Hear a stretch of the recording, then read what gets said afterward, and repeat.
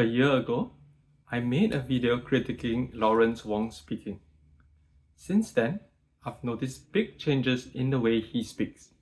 He's become more inspirational and less technical, closer to the ideal I described in my previous video. I want to be crystal clear. Other things besides my video could have caused this change. This video's purpose is to inspire everyone to speak better, because simple changes can have a big impact.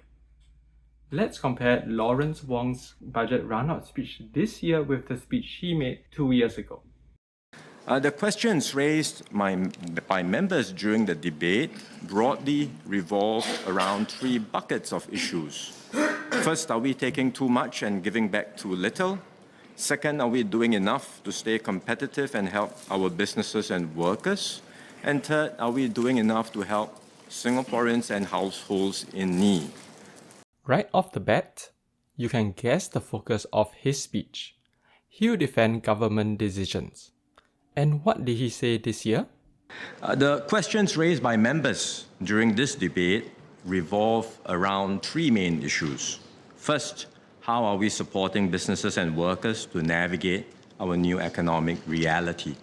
Second, how are we helping Singaporeans to cope with the strains and stresses of life?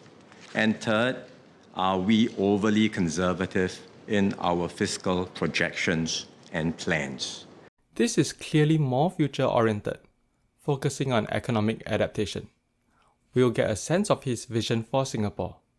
You may or may not agree with his policies. Maybe you think 9% GST is too high, for example. Either way, this year's speech makes it easier to offer constructive alternatives, because the way he frames issues shapes the conversation itself. Now, you might say, Wong is just summarizing MP's questions, and their questions might differ from year to year. Fair point.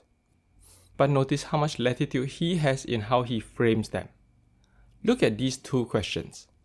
Both of them address the same underlying issues, but one steers the conversation towards a more productive, engaging dialogue. That's the power of framing.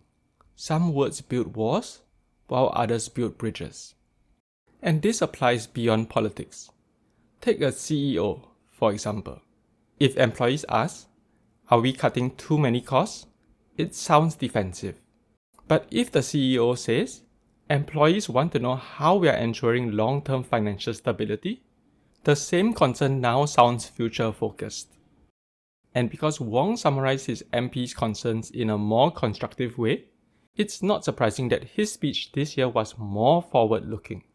We are topping up the National Productivity Fund, which will provide us extra firepower to stay competitive and attract investments. We are taking steps to strengthen our infrastructure, enhance our enterprise ecosystem, as well as our innovation and technology engines. And these moves will translate eventually and ultimately to better jobs and better opportunities for all Singaporeans. And we can and we will build enough housing for every Singaporean household. He was also more measured when criticizing his opponents. Look, I know elections are approaching, but this chamber is not an election rally. Let's not get carried away by hyperbole and have a debate based on facts. But governance is about making responsible choices, not just popular ones. We must ask ourselves, do we want short-term populism or long-term stability? Notice his use of rhetorical questions? They guide the audience thinking, rather than telling the audience what to do. But his speech 2 years ago was more defensive, especially when addressing opposition claims. I find this a rather disingenuous phrase, because it suggests that somehow the promise had been broken in the first place, which is factually incorrect. What Mr. Leong said is an outright falsehood. When you focus on proving your opponents wrong, you may come across as confrontational. Lawrence Wong's speech back then was also peppered with technical terms.